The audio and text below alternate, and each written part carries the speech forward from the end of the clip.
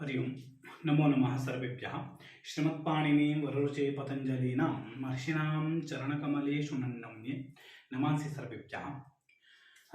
आज हम कारक प्रकरण के लघु सिद्धांत कौमुदी में कारक प्रकरण की षष्ठी विभक्ति को लेकर के उपस्थित हुए हैं। तो षष्ठी विभक्ति को लेकर के शुरू कारक प्रकरण की पहली कक्षा में भी हमने थोड़ी सी चर्चा की थी कि षष्ठी विभक्ति जो है वो कारक के अंतर्गत नहीं आती है, अर्थात उसको कारक नहीं माना जाता है। ठीक है, वो क्यों नहीं माना जाता है? क्योंकि उसका जो षष्ठी जो कारक है, षष्ठी जो है, षष्ठी विभक्त्यंत जो शब्द है या कोई भी पद है, वो क्रिया के निष्पादन में असफल रहता है। ठीक है, तो वो कैसे रहता है वो हम एक बार देखते हैं। जैसे कि भाई दशरथस्य पुत्रः रामः अस्ति। अब यहां पर देखिए, दशरथस्य पुत्रः रामः अस्ति। अब दशरथस्य अस्ति, अब ऐसा जब कहेंगे अर्थात क्रिया के निष्पादन में ये जो होता है, जो षष्ट्यंत पद होता है, ये असफल होता है। हमने सबसे पहले चर्चा क्या की थी? साक्षात क्रिया जनकम कारकम, अर्थात जो क्रिया की उत्पत्ति करता है वही कारक कहलाता है। परंतु यहां देखिए, रामः अस्ति, ठीक है, ये यहां पर प्रथमा कारक उपस्थित हो रहा है। रामः अस्ति अथवा पुत्रः अस्ति। ठीक है, अर्थात अस्ति रूपी क्रिया को कौन उत्पादित कर रहा है? राम रूपी कर्ता। ठीक है, परंतु दशरथस्य अस्ति, दशरथ का है।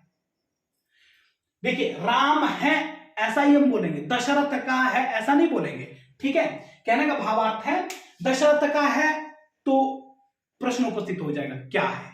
तो ऐसी अवस्था में ये कर्ता अर्थात कारक नहीं हो सकता है। कारक वही होता है जो साक्षात क्रिया का जनक होता है। राम अस्ति, रामः अस्ति, राम है। उसके बाद प्रश्न होंगे कि क्या है या क्या है, नहीं क्या नहीं है। राम दशरथस्य पुत्रः रामः अस्ति, यहां पर दशरथस्य जो षष्ट्यंत है, षष्ठी विभक्ति में यहां पर जो विवेचित है, इसका साक्षात क्रिया को उत्पादित करने में ये असफल है, अर्थात इसका यहां पर साक्षात संबंध नहीं है। तो साक्षात संबंध ना होने की वजह से इसको कारक नहीं मानते हैं। ठीक है, ये चर्चा हमने थोड़ी सी पीछे भी कर ली थी, परंतु यहां पर सूत्र है षष्ठी शेषे। क्या सूत्र है? षष्ठी शेषे। देखिए, ये सूत्र क्या कहता है?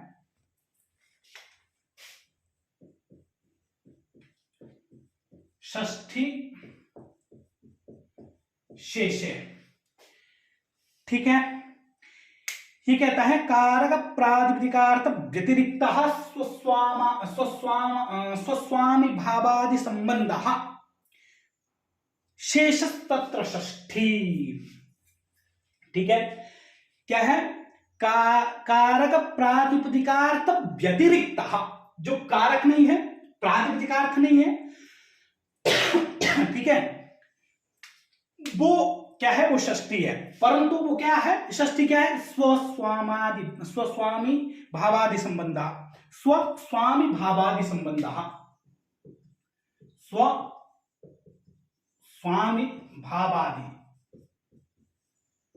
भावादि संबंध।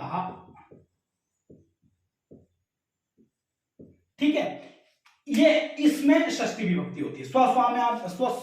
स्वस्वामी भावादि संबंध में, अवयवावयवी भाव संबंध में, जन्य जनक भाव में। ठीक है, तो पहले हम स्वस्वामी भावादि संबंध में षष्ठी कैसे है ये देखते हैं। देखिए, जैसे हम क्या बोलेंगे? राज्ञः पुरुषः, उदाहरण है पुस्तक में, क्या है? राज्ञः पुरुषः। ठीक है, अब राज्ञः पुरुषः मतलब राजा का पुरुष। राजा का पुरुष, अब राजा का पुरुष क्या है? ये राज्ञ क्या हुआ यहां पर स्वामी, और पुरुष क्या हुआ स्व, अर्थात स्वस्वामी भावादि संबंध, जैसे मम गृहम, ठीक है, मेरा घर, स्वामी कौन हुआ मैं, और स्व कौन हुआ घर, ठीक है, मम पुस्तकम। तो इसी प्रकार से स्वस्वामी भावादि संबंध इन अर्थों में षष्ठी होती है, कारक प्रातिपदिकार्थ व्यतिरिक्त, कारक और प्रातिपदिकार्थ को छोड़ करके, ठीक है। स्वामी भावादि संबंध में षष्ठी होती है, राज्ञः पुरुषः मम गृहं मम पुस्तकम मम भ्राता मम माता इत्यादि, ठीक है। तो देखिए अवयवी भाव संबंध, ठीक है। अवयव और अवयवी दो चीजें होती है, एक अवयव होता है एक अवयवी होता है। जैसे वृक्षस्य शाखा, ठीक है। अब देखिए अवयव क्या है वृक्ष, सॉरी अवयवी क्या है वृक्ष है, और अवयव क्या है शाखा। कहने का भाव आता है सिंपल सा, जैसे अंग अंगी भाव होता ना, एक शरीर है और एक शरीरी है। ये उंगली नाक कान मुंह हाथ बाल ये क्या है अवयव है, ठीक है। इन उंगली नाक कान मुंह आंख दांत इन अंगों को, इन अवयवों को जो धारण करने वाला है वो हुआ अवयवी, अंग अंगी भाव जिसको कहते हैं। अंग हुए ये सब और अंगी हुआ इन अंगों को धारण जिसने किया है। वैसे ही अवयव हुआ वो जो अर्थात उसका पार्ट है, और अवयवी हुआ वो जिसका वो पार्ट है, अर्थात वृक्ष का पार्ट क्या है शाखा है, ठीक है। तो अवयवी भाव संबंध है जिसको अंग अंगी भाव संबंध भी कहते हैं, ठीक है। और आगे है जन्य जनक भाव संबंध, जन्य जनक भाव, ठीक है। जन्य जनक भाव क्या होता है, जैसे जन्य अर्थात पैदा होने वाला और जनक अर्थात पैदा करने वाला, पिता पुत्र का संबंध, ठीक है। जनक क्या हुआ पिता और जन्य क्या हुआ पुत्र, इसी को जन्य जनक भाव संबंध कहते हैं, ठीक है। माता और पुत्र में जनक, और सिर्फ माता पिता में ही जन्य जनक भाव संबंध नहीं होता है। अगर किसी पुस्तक को किसी ने लिखा है तो उस पुस्तक को जन्म देने वाला कौन हुआ पुरुष विशेष या व्यक्ति विशेष, और वो पुस्तक क्या हुई जन्य हुई। तो इसी प्रकार से जन्य जनक भाव संबंध भी देखा जाता है, ठीक है।